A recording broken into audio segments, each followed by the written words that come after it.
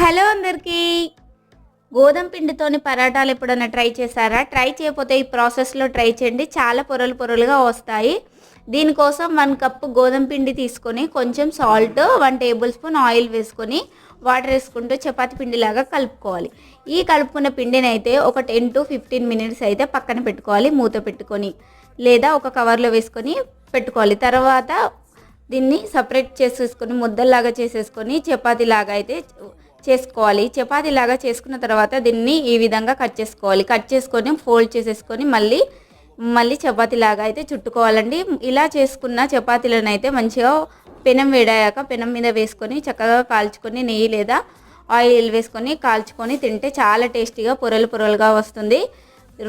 రొటీన్గా తినే చపాతీల కంటే ఈ విధంగా ట్రై చేసి చూడండి, బాగుంటుంది.